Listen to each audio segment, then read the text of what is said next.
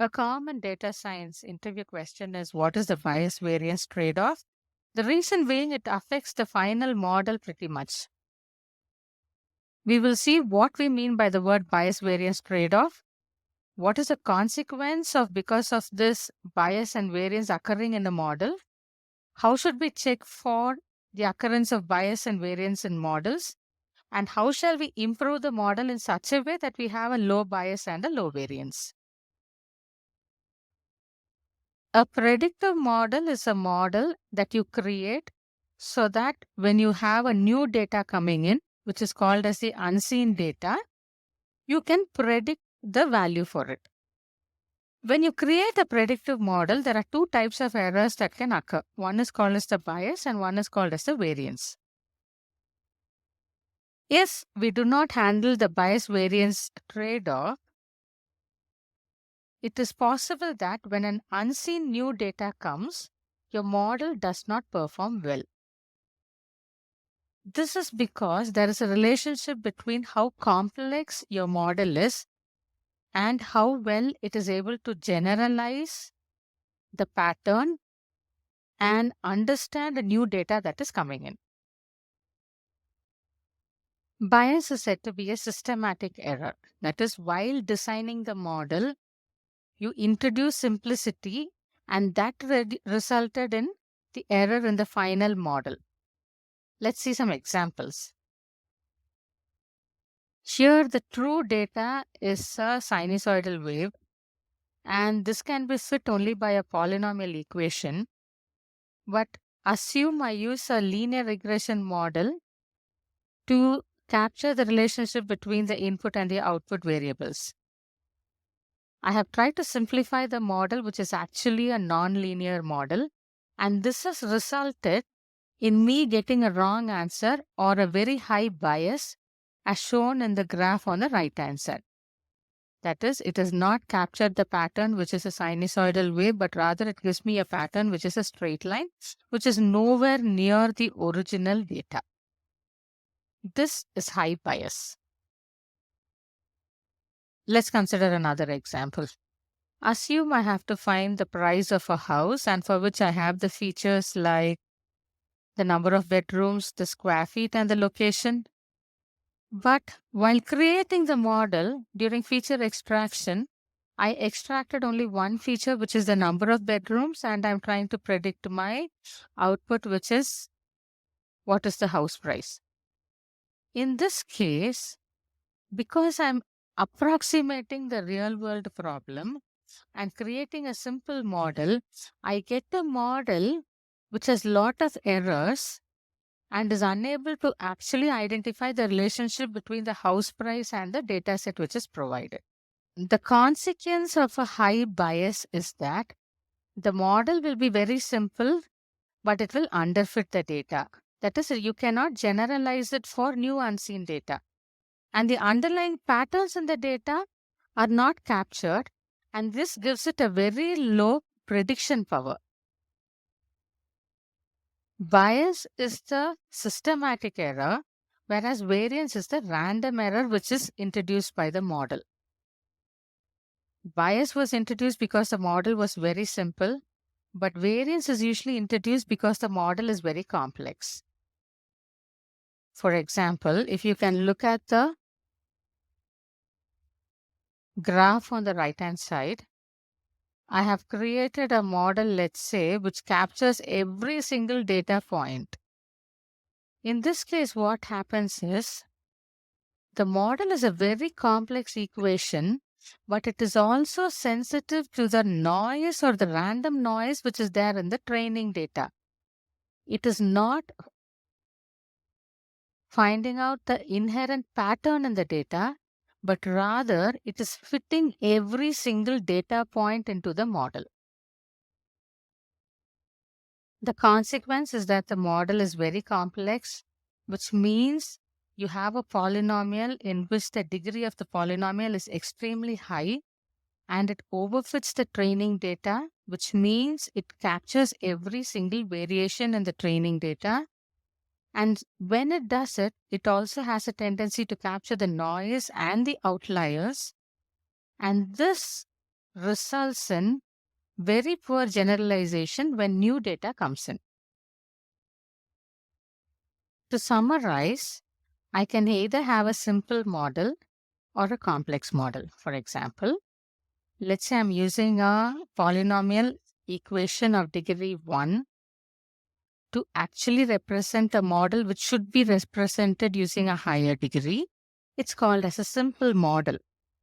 It has a very high bias because it is unable to capture the pattern in the data. It has a low variance because it is not capturing the noise. In fact, it is not capturing any pattern at all. But when we have a complex model, it is having a very low bias, which means it is able to capture the pattern in the training data perfectly, but it has a high variance because it is unable to generalize for new data. Consider this learning curve for a model. So I have a predictive model and I plot the error along the y-axis and the complexity of the model along the x-axis. I find that initially the training error is high, but as I increase the complexity of the model, the training error will continuously reduce, which means it has trained itself or captured the exact patterns in the training data. That is why the training error is very good on the training data set. But let's have another data called as a validation data, which is unseen data and which is going to predict based on the model that was trained on the training data. So now what happens? Initially, the error is high and then it keeps going low. But after some time, this error has a tendency to increase when the model complexity also increases, which means I need an area which is shown as the shaded portion. That should be the complexity of the model that I am looking for. It should neither be very simple nor too complex. Now, how shall we check for this bias and variance in our model? Because only then we will know it has to be reduced. To identify what is the bias and variance in your model is to split your data set into training set, testing set, and validation set. Training set is, let's say, some 80%. Out of the 80%, I can set aside a 10% as validation set, and the remaining 20% I can call it as the test set. This validation set is not used during the training process, but while creating the model, once a sample of the model is created, let's say I'm creating a model with 10,000 training samples. There is one model that is created. I can immediately check how well it is performing on the small validation set that I have set aside. Now I know how well my model is performing, but it is not very reflective of the final model. Like this, I can create multiple training sets and keep checking the answer against my validation set to see how well it is performing. One example I gave you was doing it for different data set sizes. I can do it for 10,000 samples. I can do it for 100,000 samples and check the result with the validation set. Another possibility is changing the hyperparameters and changing the model and checking how well it is performing on the validation set. In both these cases, I'm checking what will be the bias and variance in my model. If it performs well on the validation set, then I have a low bias and a low variance, else it is moving towards high bias and high variance. Another common way of figuring this out is using the k-fold cross-validation. Here I have used 4 folds, which means I split my entire training set into 4 different portions. And I set aside one portion or one fold as my test set and keep the remaining as my training set. So here my entire 100% I have split it into 25% each. and each fold has 25% of my data set, and my test set is 25% and my training set is the remaining 75%. The first time I test my model, I have the first 25% as my test and the remaining as my training data. In the second iteration, I keep the first fold, third fold, and fourth fold as the training set and keep the second fold as the test set and again check it. Like this, I can check for multiple folds and finally I can average the answer and find out how well it is performing on my data. The goal of the entire thing is to get a low bias and low variance, for which the best thing is to choose the appropriate machine learning model and the model complexity based on the specific problem, the size of the data, and the features of the data set. To reduce the bias, we can increase the complexity of the model by either adding more features or you can use a more complex model architecture. Like, for example, you can go for a polynomial regression rather than a linear regression. Increasing the size of the training data set is always found to reduce bias.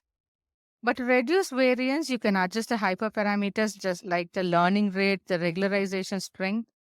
Regularization by itself, like the L1 and the L2 regularization, are good to reduce variance. If you're using a tree-based model, ensure that you do not increase the depth of the tree too much.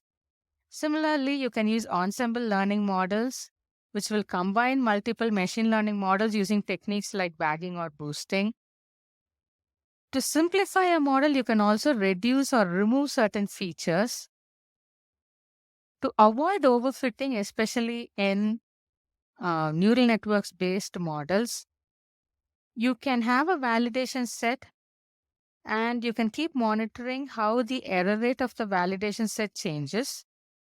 At one point, you might find that the validation set error rate reduces and then suddenly it starts to increase. So when it starts to increase, you can stop the training, which is called as early stopping, where you stop the minute you find that the validation set is again increasing in the error rate. As a conclusion, suppose you're training a model and you want to predict the price of a house and you have the features like size, location, age of the house.